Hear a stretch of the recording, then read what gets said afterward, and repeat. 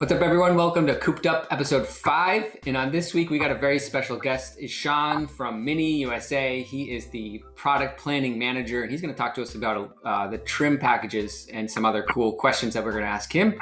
As always, you can find me as the Mini Vlog on YouTube and as well on Instagram. And we also have Ethan with us again today. Ethan, tell us about yourself and your channel. Hey guys, I'm Ethan at Car Creations, and you can find me at Car Creations YT on Instagram, and then on YouTube, just search Car Creations, and we do Mini and BMW content. Nice.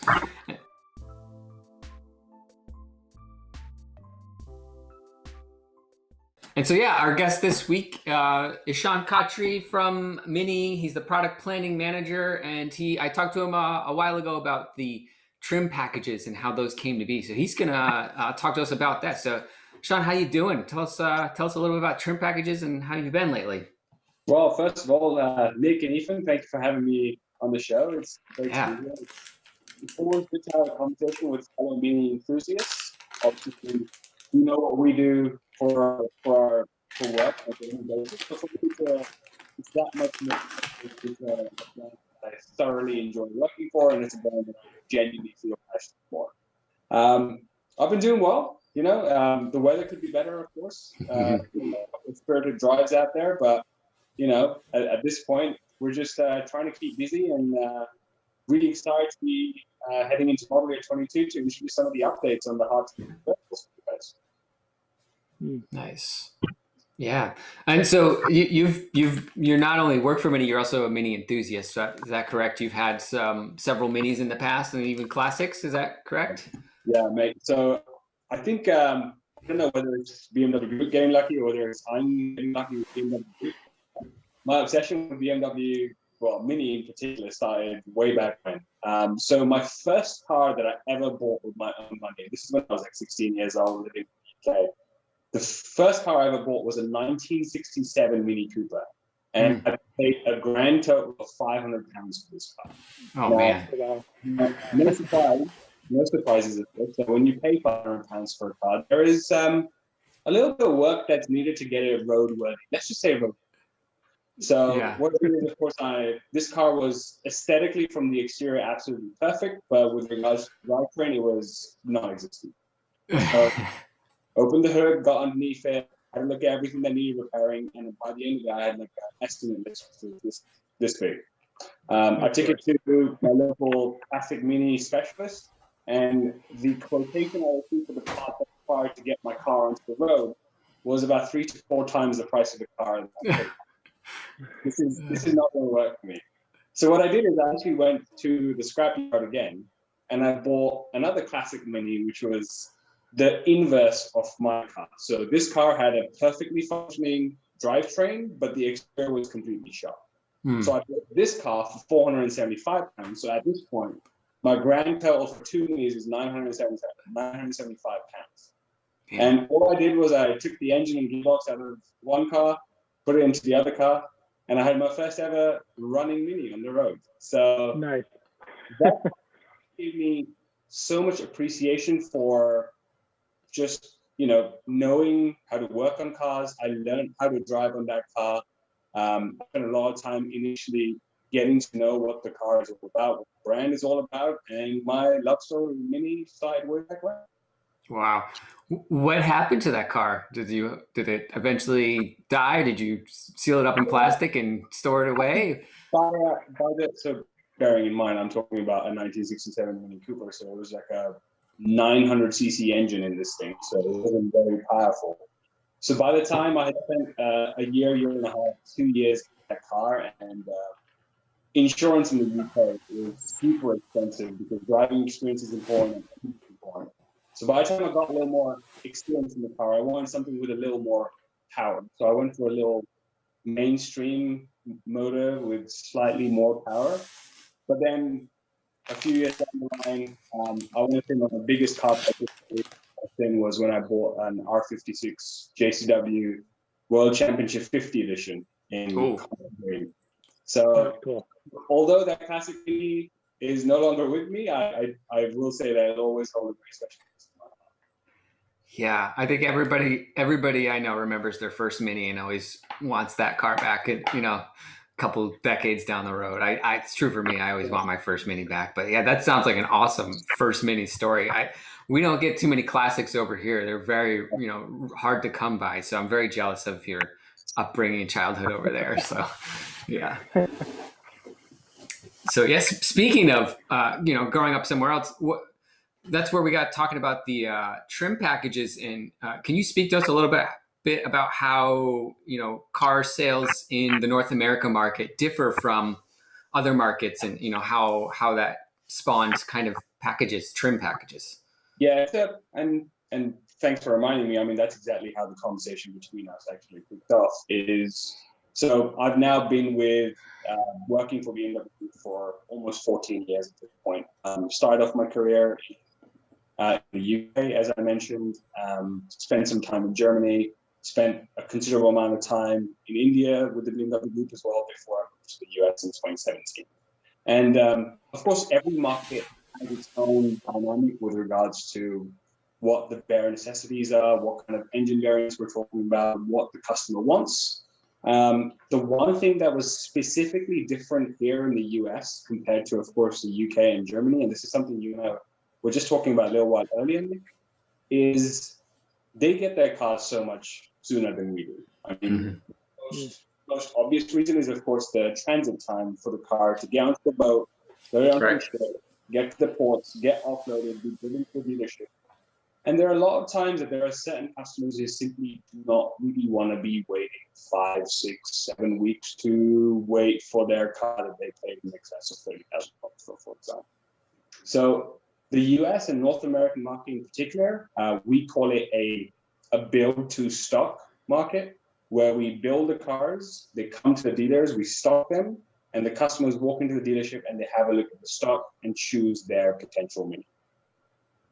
The UK and German markets, they're what we refer to as build-to-order markets, where customers, even if they want to wait for their one-of-a-kind Mini, a car that they spec themselves, they're okay waiting for 4, 5, 6 weeks, and they have the car at their doorstep. Now, the time for me was only 4 weeks to get my own Mini. I think I'd be a little more easy to building my own cars as well. Yeah. So keeping that in mind, we saw that there were all these different permutation combinations of cars that were coming to the market. And these were cars that, of course, as I mentioned, they're not directly built by the customer, and we wanted to address that. I'm not saying none of the cars were, because I'm sure there are enthusiasts like you and enthusiasts like me who'd be willing to wait as long, and we had enthusiasts like that. But what percentage of those figures was very, very low. We're not the majority, yeah. So when it comes to regular customer who walks in, who decides on a weekend that I'm going to go and get a new Mini this weekend, and I want to walk into a showroom, I want to sign on a piece of paper, and I want to drive away that car. For that customer, we found out that the ordering process and the fact that we offered so many standing options, over 10 million possible combinations, although on paper it looked like a great deal, the chances of you finding a car that you built exactly the way you wanted was pretty low by the end of it. We decided what we were going to do is we were going to make our ordering process very, very easy. So we came up with this trim level philosophy, classic, signature, iconic. I think everyone is very familiar with the name by now. Yep. And it took us a couple of years for everyone to get into the swing of things, but I think we're at a position now where it's really paying off. One of the hesitations that I feel like people had at the beginning was we were going to lose the USP of having a Mini really stand out and having something that's unique. We definitely didn't want to do that. As I mentioned, it's a USP. We want to be able to get people to show their personality through their car. So we unpaired the aesthetic options from the functional options. So yes, the classic signature iconic trims, they're bundled together with the functional packages, but with regards to aesthetic, what wheels you'd like, what bonnet stripes you'd like, what contrast roof and mirror caps you'd like, you're still free to choose from all those options. So we're super happy with the way it's worked out. So much so, I believe from a global perspective, they've also seen that this worked out for us So now, as of updates for the tops and convertibles, other markets, including the UK, China, Germany, they're also introducing their own variants of a trim structure in those markets as well. Okay. And that's a direct result of seeing the success in the North American market. Absolutely. Wow. Yes. I mean, we were first to market with this idea. We pioneered a trim level approach. Simplification in some form of the word has a negative connotation associated with it. We want to get rid of that stigma. We said, simplified offer structure can solve a lot of issues and can see positive results both from sales and, of course, for profit at the end of the day. Interesting. What will they call them? The same package names over in the other markets, or will they come up with their own spin that makes more sense in that region? Absolutely. So every market has its own variation. You'll see some of them remain very similar. So believe it or not, a classic is still a classic regardless of where you look at it in the world. But then a signature may not be called a signature. You'll also see other markets introduce something for a JCW trim, which is what they use. But there are multiple things that are always market specific.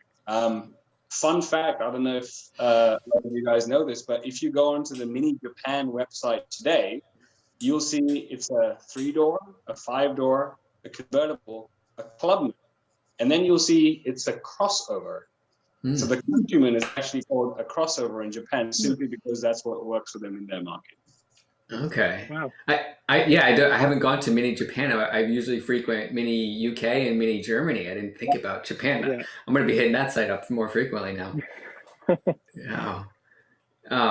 That's pretty big news for you guys. You guys have kind of influenced the rest of the mini market with this trim package. That's really cool. Did you receive any sort of recognition on this project? Did they consult with you on how to do it, or they just? Really good question. I'm obviously not going to go into the internal dynamic. No. It works, but I feel like imitation is the sincerest form of flattery. So I'm just gonna live with it, and we'll take it from there. All right. Yeah. That's fine. Yeah. Huh. So that's going to be starting to roll out now. I'm assuming in some markets for some of these cars, because I think I've seen these packages on the German site, maybe, or maybe the UK one. I can't remember. So yeah. Huh. Do you know if is the rest of the European market very similar, where they usually wait for their cars to be customized, or is that a thing specific to Mini? Because I don't know many other car dealers or car brands that let you customize nearly as much, if at anything, on their cars. Yeah. So there are multiple manufacturers in the European market that do allow for some form of unique options that you can build onto the car, but I would still say, even though we do have this more simplified offer structure, I don't think there are a lot of manufacturers out there that allow the pure vast array of options that we offer in terms of having something customized. Of course, you can exclude the likes of your Porsches and Ferraris and Rolls Royces. Those are like uber luxurious brands that we're not dealing with. But in the segment we're in, I'm pretty sure we're second to none at that point. Yeah, I don't think I've seen anybody like that. I think that it's also fascinating when you watch the documentaries that do tours of the Oxford plant, how these customizations all have to arrive at the correct time when that car is being built. Otherwise, it throws off the whole line. It's kind of a logistics, impressive feat in logistics. I don't know how often it goes wrong. Hopefully not too often, but I'm sure they've got some ways to work around it if something doesn't arrive on time. Yeah, it's funny you mentioned that, because when you see that, and you see the absolute machine that is, and the way they churn these cars out, and you're absolutely right. It all happens at the same time, and everything needs to be timed absolutely perfectly. So each car comes down the assembly line. It has a barcode on it. That barcode will then justify what wheels are going on it, what seats are going into it, what color line goes into it, what steering wheel will go into it, whether it's Harman Kardon or not. And of course, all these parts come from various directions. Right. And if at some point, if for example, the the speaker system line is running slightly one car behind as opposed to everything else, it throws everything out of sync. So it is pretty phenomenal watching this happen in front of your eyes. And if you do get a chance to go to Plant Oxford, 100% take the trip, make the visit, and sign up for one of the tours. It is absolutely fantastic seeing that. That was totally. Go ahead, Ethan. I was just gonna say, it even just shocks me seeing like you'll have a 3-door Cooper come along, and right behind it you see a Clubman, like completely different, but it seems to work. Yeah, it's impressive. Yeah, that was totally my intention.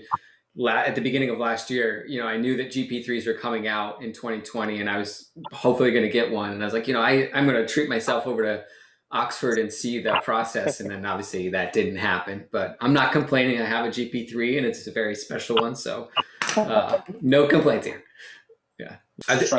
Is there going to be will there be future packages? Or are we going to try and keep it simple, keep it to 3 so we don't overload consumers with like having to learn all of these new packages and what comes in each one? Because I know it took me a while to figure out, to learn and remember like which one comes with what.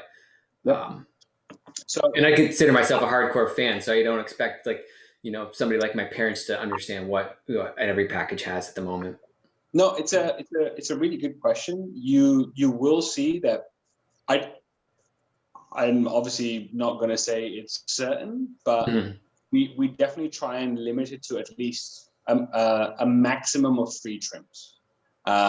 We're obviously trying to chop and change model year progressions. Of course, as the needs of the consumer change, we also evaluate what potential options we can move into the classic trim.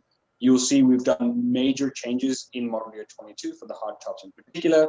Options such as LED headlights with the Union Jack tail lights, an 8.8-inch screen, Sirius satellite radio, lane departure warning. All of these features are now included in the classic trim. Previously, we'd probably be including in a package or in one of the higher trims, which would of course come at an extra cost. But we know that the consumer today is looking for more value in those packages.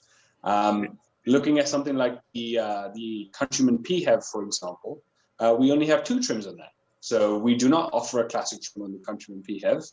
That car is available as a signature trim, which you can have a couple of packages on, or an iconic trim. Mm-hmm. We also did something very similar for the BEV, the Cooper SE. We did not introduce it with a classic trim because the level of content that we had already added as standard into the car from the get-go, we were like, that doesn't really deserve the classic nomenclature. So for that one, again, we wanted to keep it very easy. Also tried out an online retail platform for that particular car. So we have Signature Plus, and Iconic. So I think 3 is the maximum, but yes, we're definitely trying to keep it easy for everyone across the board, even hardcore Mini enthusiasts like yourself and myself. Yeah. Okay, so that's good to know that they're not set in stone, and they will evolve as time and customer demand dictates. So we saw that we had a bunch that were released a few weeks ago, and one of the questions that I was kind of thinking about as soon as I saw them was that 3-tone roof. I'm just super curious if you were able to tell us kind of what inspired you, or you guys are even like kind of what gave the idea for that roof. That's a really, really good question, Ethan. What I want to say, as I said, imitation is the sincerest form of flattery, but sometimes we may not be flattered by what is happening. So the contrast roof is a very good example of something that was a USP for Mini for as long as I can imagine. I mean, I don't know about you, but even today, if I wake up in the middle of the night and someone mentions the word Mini to me, I still think of a chili red Mini with a contrast roof finished in white, right? So that contrast roof combination was something that was always our USP. It's something that defined what a Mini stood for. Over the past few years, we saw that there were other manufacturers who were entering the field who started introducing their own variations of a contrast roof. And I'm not even talking about like premium manufacturers. I'm talking about like your mass market brands, your domestic brands, all sorts. So at that point, we were like, fair enough. I think we might be pushing this flattery a little too far. How do we take our old USP and make it that much more unique, that would potentially take a little while longer for someone else to copy. So our idea was this multi-tone roof. Seeing it for the first time in person, I was blown away by just how unbelievably cool it looked in person. The process for the multi-tone roof itself is really, really cool. So we talk about uniqueness, we talk about having character, and we talk about having personality. So the multi-tone roof, the way you've seen it today, firstly, appearance-wise, it looks unbelievably cool. Then, of course, what stands out are the colors that we have. You see it start from a very dark blue in the front of the car, which fades into a light blue in the middle, and then eventually fades into a black towards the rear of the car. Now, we talk about uniqueness, we talk about cars having their own character, individuals wanting to purchase cars that match their own personality. The multi-tone roof is, once again, on the assembly line of Plant Oxford, where the roofs are painted. It's what we call a wet on wet paint application. So all the colors are pretty much applied at the same time. So it's the dark blue, light blue, black, they go on at the same time. Now, of course, all of us know when paint dries, it always dries in a different manner. You can never get paint to dry at the same time, especially when you're talking about like different colors going on. So not only does the multi-tone roof give it that unique appearance, you can guarantee that you have a one-off offering every time you offer it. That's so cool. So that was our way of making our USP that much more special and unique in a very mini way. It's a little bit like watercolors, those paints kind of mix together and swirl, and so many variables will make them very unique. Are those being done by the robots as well, or are there humans doing that process? No, it's a fully automated lineup. So you see they have so even the paint process for contrast roofs is pretty complicated, and I feel like it does deserve speaking to, because I feel like there's a certain level of appreciation that is sometimes missed. So as mentioned, from a contrast roof, say for example, you have opted for a contrast roof. The car comes down the assembly line, and you have decided that you want the exterior color of your car to be British racing green. So the car is painted British racing green. And when I say the car is painted British racing green, the entire car is painted British racing green. So the exterior color and the roof initially starts off as the one exterior color. Then, of course, the barcode is scanned that we mentioned earlier. And the barcode says that this individual wants the car with a contrast roof in white. So then, again, the fully automated system, this car comes off the assembly line, goes into a separate paint booth, is taped up, so masking tape goes onto the car, and then the roof is then painted by the robots in a separate color as chosen. And eventually, this car comes back into the same assembly line for all the other parts to be painted on. So the second paint line that we have where the roofs are painted, where the robots, of course, take over that process, that's where the multi-tone roof is done as well. Cool. Makes sense. I'm excited. I really want to see one of those multi-tone roofs in person. They look really cool. I'm a little jealous. How can I, I'm gonna have to get a wrap, I guess, to make my countrymen have a multi-tone roof. Yeah. Yeah, I want to see that color. Then I also want to see that new yellow, because I've seen some pictures where it looks yellow, and then some it kind of looks green, and then others it kind of looks like Mr. Bean's green little mini. So I'm not sure which one it looks more like. So, again, Nick, you and I were speaking about this a little while earlier as well. Every time we introduce a new option, a new feature, a new paint color, a new look, we're obviously very interested in knowing just how it is being perceived in the market. So with our systems that we have available to us, we are able to monitor what we refer to as take rates, which is simply the percentage of the particular option or feature that is being built onto the cars that are currently in production or going to be entered into production. Zesty Yellow is already infamous as far as the convertible color, as far as I'm concerned, from all 22s. A rather large proportion of the convertibles that are currently entering are currently either on Oxford. Some of them are already on vessels on their way over to the US, are Zesty Yellow. I'm super excited to see a lot of the combinations in person, especially some of the JCW convertibles that are coming through in Zesty Yellow with the really large aggressive grille on the new JCW. I think the contrast of the yellow and the large grills really set that car apart. So we're already very, very excited to be seeing some of those cars. So I'm just as stoked to be by the yellow to be introduced.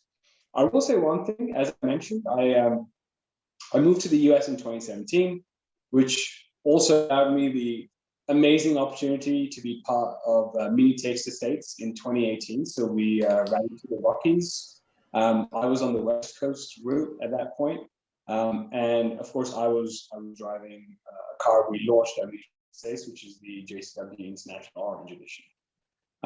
And throughout Mini Taste Estates, the number of owners and enthusiasts who walked up and were like, when are we going to see a yellow again in the Mini portfolio?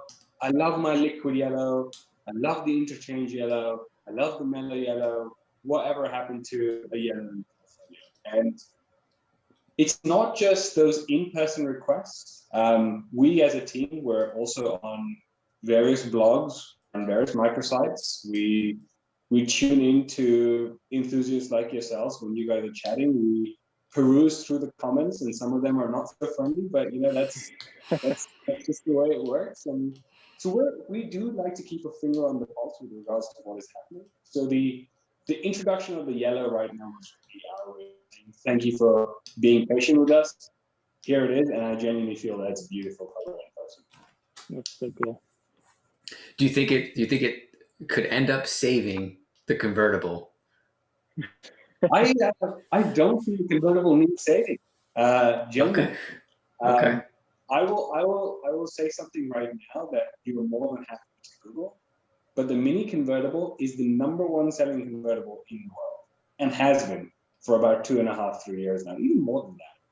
If you look at the number of convertibles that we have sold, the number of convertibles we're selling right now, and you look at, of course, the other competitors in the market, if you think about the pure number of convertibles out there, and you think about the volume of Mini convertible, I don't really think that the convertible is improving. It's a phenomenal car. It's again fun to drive. It has all the Mini characteristics, and of course, when you take the roof down, it's a different kind of driving feeling altogether. Yeah, that's an impressive feat too. You know, because when you think of convertible cars, you know, Miata, there's some big competition, the Miata or MX-5, depending on where you are, and yeah, that's good to know that it's doing well in terms of the convertible market. And you know what else I like is that a lot of times convertibles, the roof shape is lost. The shape of the roof is really lost in the canvas. I think, Minis is not perfect, but it's really close to the hardtop shape. You know, you don't lose too much of that iconic shape in that canvas roof. So it's pretty cool that they were able to do that. So, Ishaan, what do you think differentiates Mini from other car brands? I think I have an idea of what your answer is, but I think I want to hear what you say differentiates it from, you know, Mazda and Chevy and GM and all these other Subarus and all these big brands. Yeah. Once again, I feel like it's going to be one of those answers that everyone will probably have a different answer to. But for me, I would say that it's not losing the core of what Mini is about. Especially here in the North American market over the past few years, we've pretty much seen like a mass exodus from the small car segment. Even if we think about some of the small car manufacturers and we see what is happening, even today, if you were to ask me, like, can you name 3 of the most iconic cars out there? I would say the Mini, I'd say F500, and I'd say VW Beetle, right? And then you have to look at what's happened here in the North American market. 2 of those 3 cars are not even available anymore. No prize for guessing which one's still here. But I feel like the essence of what Mini stands for, the icon, the Mini that is known, is our hardtop keyboard. Of course, as a company, we have to grow, we have to adapt. So when we saw this movement towards larger cars, we had to also react to that because, you know, I think we all know what happens to companies that don't react to certain situations. in the market. Mm-hmm. So our answer to that was the country. But it didn't really mean that all our focus of attention was purely on the country driving sales. We know what our car is. We know what we're known as. Like even, and it's something we're working on. We tell people, like people ask me what I do for a living, and I tell them I'm the product manager at Mini, and they're slightly like Mini. And then when I say Mini Cooper, it's like a light bulb goes off, and they know exactly what I'm talking about. So a car for us, it's a model with so much presence, with so much identity that's out there. For me, that's what makes us unique, is constantly knowing what our strength is, knowing what we stand for, consistently bringing out fun to drive cars, being the small car in an SUV segment here in the US, always being the David versus the Goliath. I think that's what genuinely makes Mini. It's the challenger mentality towards everything. Yeah, well said. Yeah, I think for me, it's, it's the fact that it's unique and different, and it's got personality, and, that's what I want to reflect in myself, being different and unique and quirky and fun. And yeah, that's the core of the Mini brand to me, at least for me in the US. I don't know if you were going to expect this, Nick, but I actually have a question for both of you. I mean, go for it. Do you have a name for your car? Oh man, I know that's super popular. I don't name my cars though.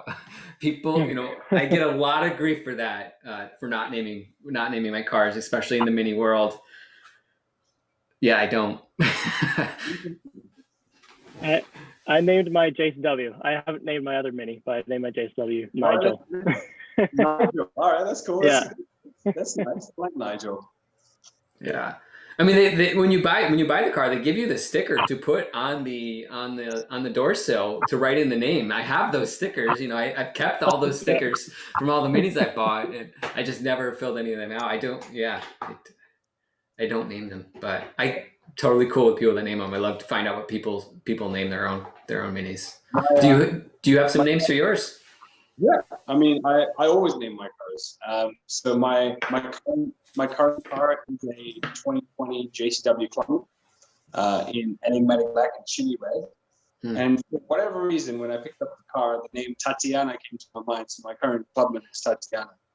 Nice. But prior to that, I had a chili red JCW hardtop, Jasmine. I had a starlight blue JCW hardtop, Leah.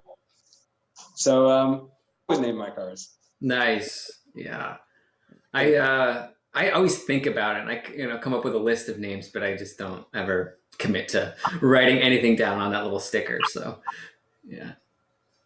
Yeah, my last Mini's name was Boris. Boris. Oh, that's a good one. Yeah.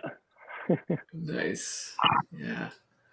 I couldn't think of a name for my current club, and it's probably a good idea to name it because it does keep changing. So the name might not fit it in a little bit. Yeah, you are making a lot of facelifts on that car. Yeah, that's true. So yeah, let's keep going with some questions here. Currently, what's your favorite model Mini? It is such a good question. So much so that it's probably like the one question I hate answering the most, because I obviously need to be very politically correct and stay very on the fence with regards to this. But I'm not gonna lie. My current favorite car is the JCW Clubman, and that's why I drive it. I was also watching multiple reviews not too long ago. There was one that pegged a regular John Cooper Works hardtop versus a GP versus a JCW Clubman, and everyone obviously has their own needs. So my wife and I, we share a car. We have a dog. For my wife, a car is just a mode of transport that gets her from A to B. For me, it's a lot more. As I hope has come across in the conversation. I feel like the practicality of the Clubman with the big doors in the back, and of course the barn doors for for us to, put our weekly shopping in, for us to take like weekend bags each and my dog stuff. And we have like a dog hammock for the rear seats, along with a 301 horsepower engine. I feel like that combination is pretty much unbeatable. So and all-wheel drive, or the all four? Yeah, absolutely. That'll get you going. Yeah, I've only got all-season tires on my car. I do not have winter tires, and that car stayed with us and performed absolutely phenomenally over the course of the winter in heavy snow as well. Yeah. So people always ask about that all-four system, and I'm just like, well, I live up a mountain in Canada, and I always get home, so there you go. Yeah. No, I'm a big fan of it too. I got it on the Countryman, obviously not the GP3, but it's fun as well to turn off traction control and let the clutch kick in, and you can get some good donuts with the all four as well. So it's still a really fun car to drive in the winter if you want no traction. So yeah, I have never been I've only been in one Clubman in my life. I need to get more wheel time with a Clubman. There's just where I am, there's not many at the dealerships, and so anytime I go to test drive one, they're like, "Oh, we don't have any." It's like, yeah, same. Yeah, they're popular. We need to change that for you, mate. I mean, I'm not saying that it's going to like convert you, but I'm just saying more wheel time. My favorite car. I have more room in my driveway. I don't need to get rid of any other cars to get a Clubman, so don't tempt me on that, please. Yeah, the JCW all four Clubman is definitely something I want to try out. And you were talking about the multi-tone roofs. That's makes Mini stand out. I think the barn doors also are a feature that no other model has out there. And when they first came out, you thought, "Wow, those are really weird," but now they're just like, a part of the Mini brand. They're super cool. I hope they stick around for a while. The barn doors you're absolutely right. They're so unique, but they're like, you talk about use cases. I have a friend over on the West Coast in California, a very avid surfer. He told me the Clubman is his favorite car because when he has his surfboard on top of the car, he doesn't have to worry about getting food, because every car, the boot will open up like that. The Clubman, zero issues. And I'm like, my God, why has no one thought about like a commercial? This is fantastic. Yeah. Same with skiing. I've used that same. I love my car the same way because of my skiing. Awesome. Yeah. Good stuff. Yeah. That would be a good commercial. Show some cars with the hatch lift up and the sports equipment smashes the back window, and then you got the Clubbing. Open the barn doors. No smashed glass. Absolutely. We gotta find a donor car and make a commercial. Just that. We're noticing a lot more Mini electrics coming out. I just see one on the roads. Like I see a lot of Minis around me because I live in an area that doesn't have a huge population but has a Mini dealership. And so a lot of electric Minis. And I got a chance to drove one, and to my surprise, it actually really drove like a Mini. So I was just wondering if you had any backstory or anything about how you managed to make a big battery and electric motors fit in a car and make it still fit like a Mini, or still drive like a Mini. Yeah.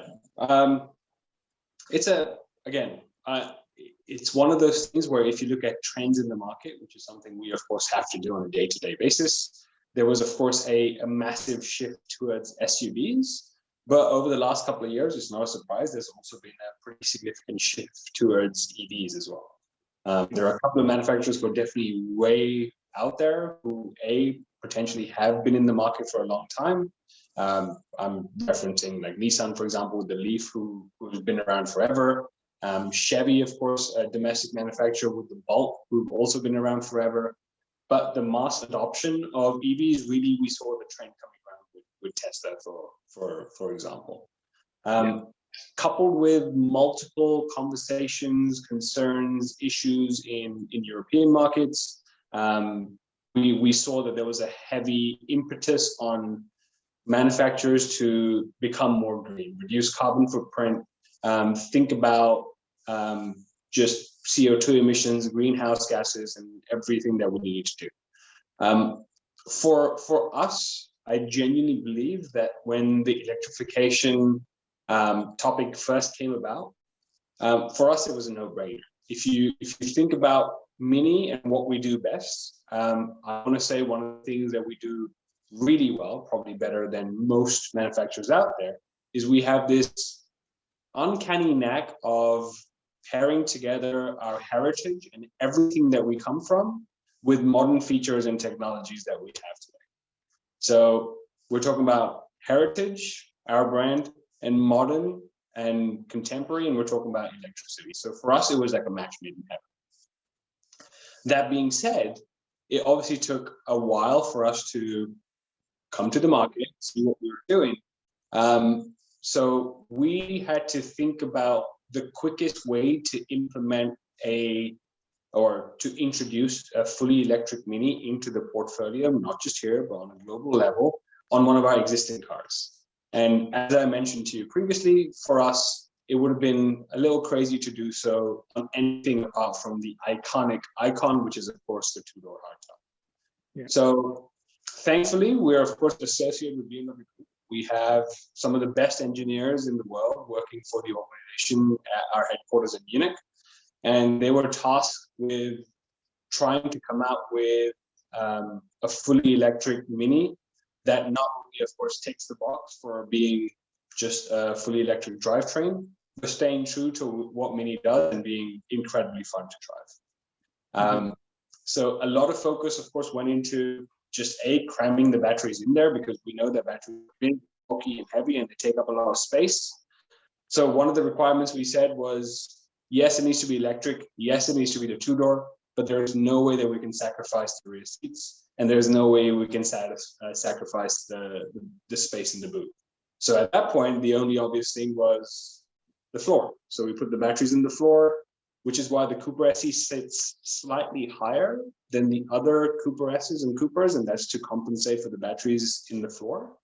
But because of that reason, we don't lose any of the space in the interior of the car. Putting the batteries in the floor actually enabled us to get even better handling still, because the center of gravity of the car was dropped so much lower. And then, of course, some really clever trickery with regards to responsiveness. So the engine control unit, or the motor control unit for the electric motor, and normally you'll see these various control units separated out from each other. So, for example, the stability control unit is separate to the regular engine control unit. In the Cooper SE, we actually have those built in together.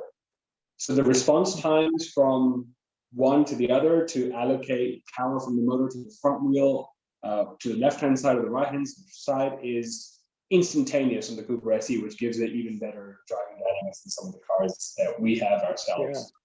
Yeah.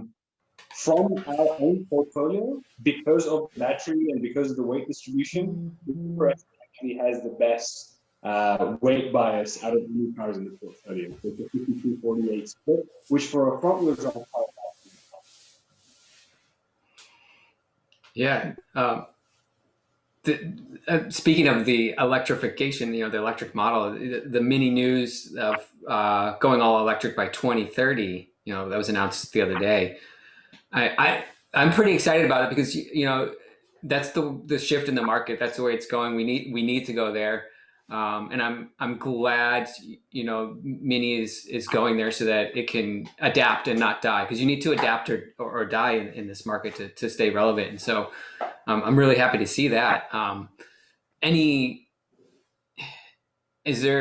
Do we know, and I don't know if you can say or not, but is this going to be all models will have an electric version, or will we see some models cease to exist as a result of this? Or yeah, if you can't say, that's fine. I won't really go into too much detail, but so of course the CEO of BMW, he recently was in a press interview, and he always speaks about the power of choice. Mm-hmm. So it's we need to leave the power of choice to our consumer. And generally, for me, the power of choice currently from the BMW portfolio is best reflected in a car like the X3, for example. So The X3, of course, is available with the combustion engine. In the US, you can get an X3 30i, which is a really great car. You can get an X3 M40i, which is, again, a phenomenally good car. Or you can get an X3M, which is just absolutely bonkers when you get that car. You see a big SUV driving the way it does, and the kind of performance figures you have from that car. Simultaneously, you can also get an X3 as a PHEV, which is, again, pretty damn cool. So you have the same 30i motor that now you can get with an electric motor combined together, your plug-in hybrid. Or we, of course, see in European countries that you can get an X3 that's fully electric. So you have the power of choice with regards to having a fully electric car, a hybrid electric car, or you can go just fully internal combustion engine. So for us, and again, using that ethos that we have from the BMW Group, keeping synergies between the brands, we also believe in the power of choice. So we're coming up there slowly but surely. Of course, we're stagnating how the rollout is happening. When we say that we'll go fully electric, we're of course thinking about future models, future products. Right. And of course, we see the trajectory in the market, and we see that there is definitely an opportunity for me to be participating in that field. It makes sense for us to do so. But I do believe the power of choice motto is strong. So who knows what we see in the future. Okay. Yeah, cool. No, I'm so excited about that. You know, I really will consider a JCW or GP electric in the future as well. I think those would be really cool. And when at that point, hopefully, you know, there's a lot of new tech coming on the road with new batteries and new motors and stuff like that. So I think there could be some really cool products that we'll hopefully see in the next 5 years. Besides Mini, what other car brands are you a fan of? Because I mean, I'm a huge Mini fan. I know you're a huge Mini fan. Ethan is a huge Mini fan, but we obviously have other cars that we like. Yes, what cars and brands do you like besides Minis? I mean, for as long as I can remember, honestly, I must have been like 3, 4, 5 years old. There was one car that basically started my fascination with cars as a whole. And for me, that was like the Ferrari F40. So as a brand, I genuinely like Ferrari. For me, is at a different level altogether. So if I were to pick any other brand apart from me that I would say like I'm truly passionate about, it would be Ferrari for me. Like it pained me to see their performance in the Formula One Championship last season. It was absolutely terrible. I was going to ask that, yeah. I'm keeping my fingers crossed that hopefully this season is slightly better. Yeah. But it's going to be tough to beat Mercedes. Yeah. Short answer to your question, it's got to be the prancing horse, the Scuderia for me all day long. Awesome. Those are cool. Yeah, the F40. What an iconic car. That's like the sports car. So yeah. What about what's your driving music? What do you listen to when you're in the car going on a road trip? Good question. So if that road trip in particular, for example, is with my wife, we have a no music policy when she's awake. I don't want to say both of us because I'm always the designated driver for obvious reasons. But when she's awake, then it's all about the conversation. Sure. Yeah. Absolutely. But for me, like just like house music, just chill music, really, when I'm driving to just keep in the zone. That's my go-to. Nice. Yeah. I mean, I'll listen to.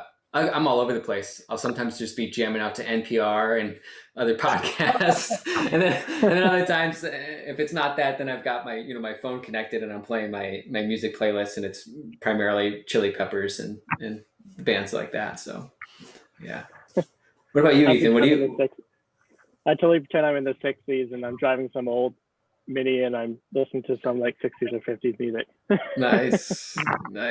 You need to get a 60s Mini to go with that music. One day. Yeah.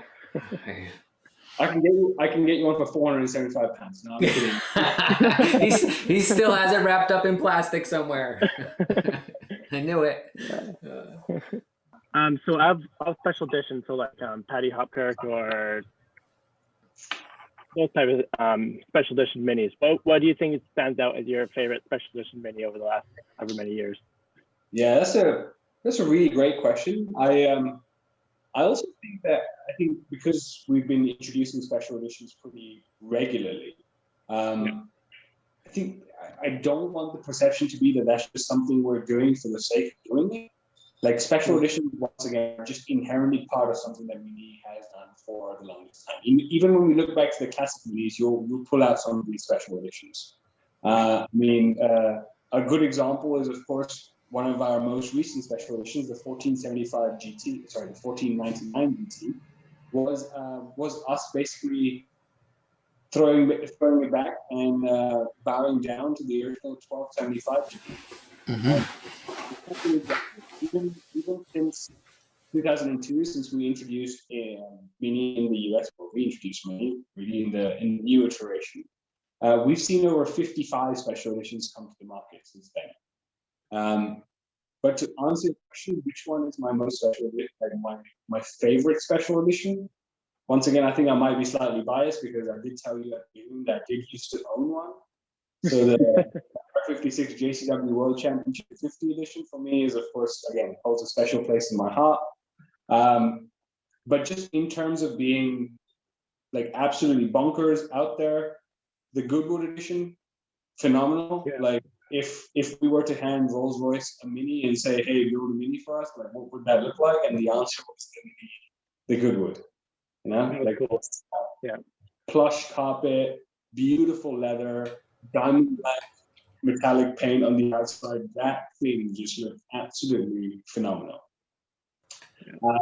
My more recent ones, they're favorites for different reasons. I absolutely loved the John Cooper Works Knights edition because I think the black and silver color scheme was just really cool. It just gave it that little aggressive flair that I think the car required, and of course we made it standard with the Bluetooth exhaust that we had on the car. And different reasons, like the International Orange for me is, again, a favorite, but that's because it's coupled with the memory of driving it from Portland to Keystone, Colorado for Mini Takes the States in 2018. So every special edition is there for its own reason. It's because potentially we want to do something with the car, or it's because we want to once again rope in this heritage concept that we really like to utilize throughout. But I have different variations of which one of my favorites, but I'm hoping that kind of answers your question. Oh yeah, for sure. Can I answer that question too? And maybe a little complaint about the special editions. First of all, my favorite special edition was the R53 Checkmate that I owned in Astro Black Metallic with the blue interior, supercharged. That car was my favorite car. But the special editions, I think every single one of them is like a home run. I don't dislike any of them. I think they're all awesome. But what I do dislike is that I don't know when they're going to come out. Like, because they all of a sudden come to market, and I just bought a Mini. If I'd known this was coming out, I would have waited and got the Sidewalk edition. That interior is baller, and yeah, it's just like, there's always going to be a special edition that comes out in the future, and you're always going to want that one. I wish we had a calendar. Every year in January, the special edition calendar comes out, and so you know what month to wait for. Yeah, but Nick, how? I mean, think about it from my perspective. How do I keep someone like you coming back into the dealership? Like, that's how we do it. Yeah. No, it makes sense. It's working. It's working perfectly. I have envy every time a special edition comes out and have to go see it. Yeah. Cool. Yeah, man. I appreciate you coming on. It's been super fun chatting with you. I expected 20 minutes, and here we are a little over an hour into it. So that's how it goes when you find the people that are passionate about minis and stuff like that. So yeah, absolutely. Cool. All right. Well, thanks. Yeah, thanks for joining us. We'll see you hopefully someday in the future again. Absolutely. Thank you for having me. I'll speak to you soon. All right. Bye.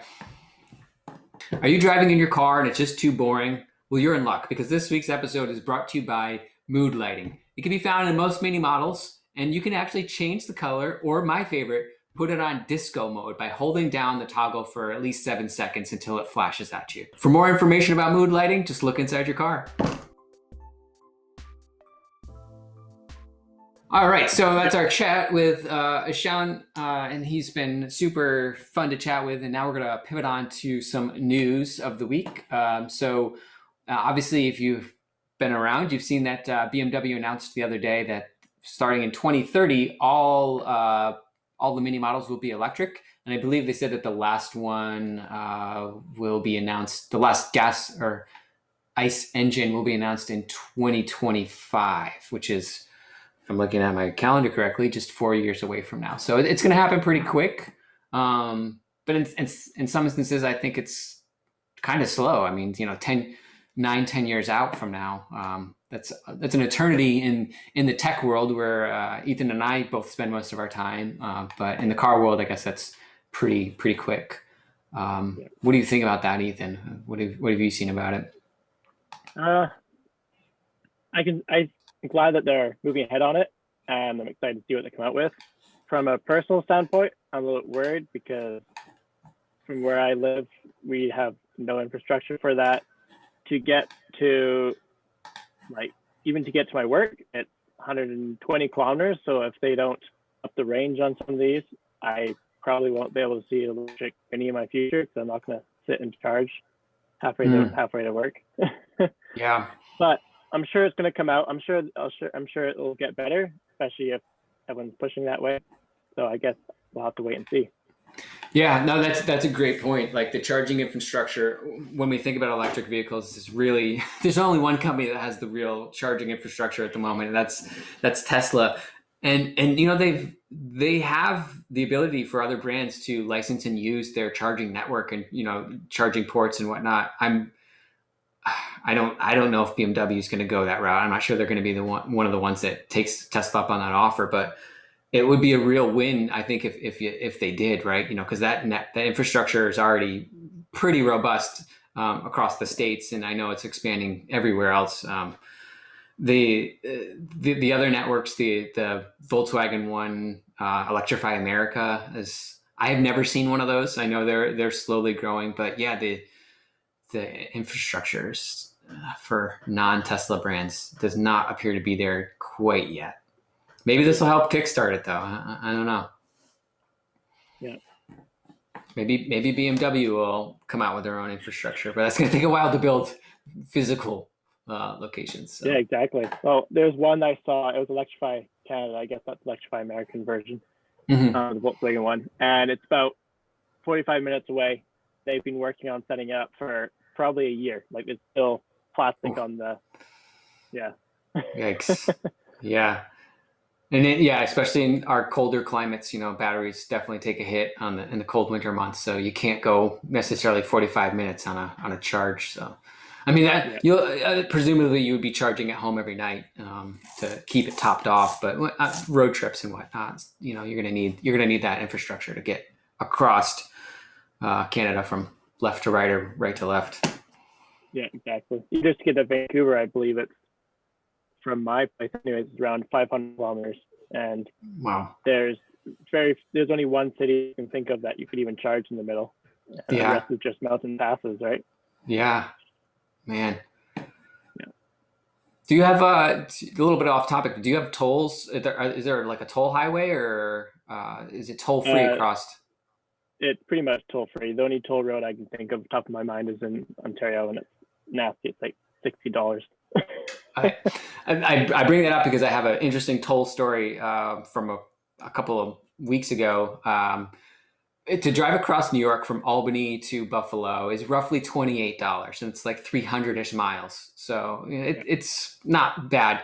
I went to Pennsylvania to a Mini dealership down there, and I drove 76 miles on their little throughway with tolls. It's the newer ones that you just drive through and it takes a picture of your plate. So I get the bill in the mail. I didn't think it'd be extravagant. It was $39 to drive in Pennsylvania for like an hour and a half. It's insane. Yeah. And so then I did some more research on it, and Pennsylvania, it's I think one of the highest, if not the highest in the states for tolls. I think it's averages 27 cents a mile. So it's over $100 to drive across the state of Pennsylvania. It's insane. So when I was on stereo, drove on that actual well, I decided not to drive on that toll road. There's a little road you can take beside it. It takes you like an extra hour because you have to go through every town. But for me, when you're on a road trip, it's kind of worth it not to spend that much money. Yeah, when you own a Mini, you want to be in your car as long as possible. Yeah, so, exactly. It's nicer, twisty road too. Yeah, that's what it's built for, not the highways. So yeah. So Mini electric, 2030. We'll see what the future holds for that. In other news, speaking of electric, we have as of today, some spy shots that have come out of the presumably G56. A few more angles from that one shot that we had a couple of weeks ago. And the first thing I noticed on it, and commented in my Instagram and whatnot, are the giant mirrors on it, and it's like they're like tow mirrors off of a early 2000s Dodge Ram or something. I expect them to extend out. They're a little big. I'm sure they're decoys. I'm hoping they're decoys. I'm sure there's a lot of decoys on this car. I think they're trying to hide the clamshell, because if you look closely on the left side, you do see that the clamshell bonnet still does exist, but maybe who knows? Obviously the headlight rings look weird, and that scoop looks weird. Looks flat. It doesn't look like it has any angle to it at all. So I'm presuming those are probably still fakes or decoys on it. Other things I noticed is the rake of that front windshield. It's I don't know. I'm not a huge. I like the steep rake Mini, windshield, straight up and down. It does make it hard to see traffic lights when you're up underneath the light, but I think it adds to that unique character and classic look and shape. So I think it's hard to decoy the shape of that windshield. I feel like that's probably the windshield that we'll have, but. Some interesting shots. It does say on the side, electric test vehicle. So this is presumably the electric one. There is no exhaust on the back of it. So looks like the rear is quite high. Yeah. It does. And it's got this little, let's call them shark fins that kind of coincide with each wheel as well, which I think allow the center to bump up quite a bit. I wonder if that's related to the batteries in the floor again, like we talked about with Ishaan earlier. But again, camouflage. A lot of these prototypes and test mules have a lot of decoys on them, so I'm not gonna get too upset over some of these details. But those mirrors, though, I'm upset over those. I really hope that those are decoys, because they look like they're just taken off of a big, like an F350 and slapped on there. They're pretty big. But that's the first thing you see. It kind of looks like a clown car. Mm-hmm. Yeah, with those mirrors, I think coming head on, it looked like a moose. I'm gonna call it the moose. So the G56 moose. But so that's what we got in the news for this week. Obviously, some big stuff, some big news stories coming out. Big changes for Mini overall. So yeah. Let's move on to our social picks of the week. And I'll start off for this week. And I have this lovely Overland Mini. Check out this build. First of all, it's an Overland Mini. So you think it'd be raised, off the ground a little higher, but this appears to go in the opposite direction. They've lowered this. But still kept it an Overland. I mean, it's got a roof rack with a storage compartment up there, and you could tell it's been in off-road conditions. It's pretty dirty, and the decals on it look pretty cool. I saw this and I thought this is really cool. If I had another Mini, I would do something like this. It's just pretty awesome. Pretty beefy tires too. Yeah, the fenders. Yeah. It's pretty neat. I think they've got some different taillight going on here, because it kind of looks like there's got 3 different rings going around it. But I think some of the older R series had the type of taillight, so maybe they outlined them in the same chrome or gold chrome color. Yeah, they've done something to make them stand out, but yeah, it's pretty cool. I just overall I thought it was a really cool mini. I like it a lot. Wouldn't Yeah. fare well where I live with the snow being probably above the bumper at that point, but yeah, Yeah. it's still a cool off roader. So that's my pick, Ethan. What do you have for your pick this week? Um, so my saw this. I'm not hugely into wrap minis, but this I love the wrap they have on this. This is super cool. Green color with the nice black viper stripes, and then little details that kind of make it stand out. It's that wrap across the Yeah, top of the windshield, and then the raised, yeah. um, yeah, Race whatever that's called. scoop, yeah, Yeah, yeah. And this awesome. wrap is almost like it's not quite matte. It kind of looks like a satin finish. Yeah, It's not glossy, but not super flat. It's sharp. It's yeah. yeah. The color that color green is pretty cool too. That's gonna stand out. That's really cool. And they looks like they took apart the front headlights and wrapped that one little bulb in there too. Yeah, I didn't even catch that detail before. Yeah, they totally did. That's awesome. Yeah, that sunshade too. That really gives it a meaner, aggressive look. I like that. It's a Yeah. pretty cool mini. Green with Envy from Shiv's Car Picks. It's pretty cool. Is that the next job on your Clubman build? Insane wrap of some sort. I drew one up a while ago, but that was before I actually started falling in love with the color I have. So Okay, all right. Well, I mean, hey, wraps are temporary, so you can always take it off. That's true. If you know. Yeah. I'm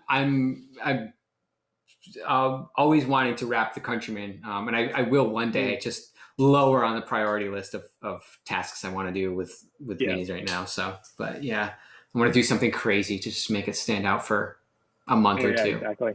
Yeah. Mm-hmm. Cool. Well, yeah, those are our social picks. Keep posting your minis, and maybe we'll pick yours and feature it on the show in the future. So yeah, that's going to be it for this show. So I'm going to leave you with where you can find me. You can find me on YouTube as the Mini Vlog, and as well as Instagram as the Mini Vlog. And this week I have a video coming up where I just go into a little bit of the apps you can have with your Mini. It's by no means an exhaustive list, but it's a short little list of the apps that I use primarily for checking on the status of my Mini, coding my Mini, doing some other stuff with it. So I go into a little detail on those. Ethan, how about you? So you can find me Car Creations YT on Instagram, and then search Car Creations on YouTube. And exclusively for you guys here on watching this podcast, we taking a look at the new 2022 JCW. So it'll probably be one of the first JCW facelift videos on the internet. So pretty cool. That's going to be exciting. That's going to be out this Saturday? Yep. All right. This Saturday, what time? It's 6 o'clock Pacific time, and then that would be 6 a.m. Pacific. Okay, I will set my alarm. I should be up by then on the East Coast. That's gonna be exciting. That's awesome. I can't wait to see that. Yeah.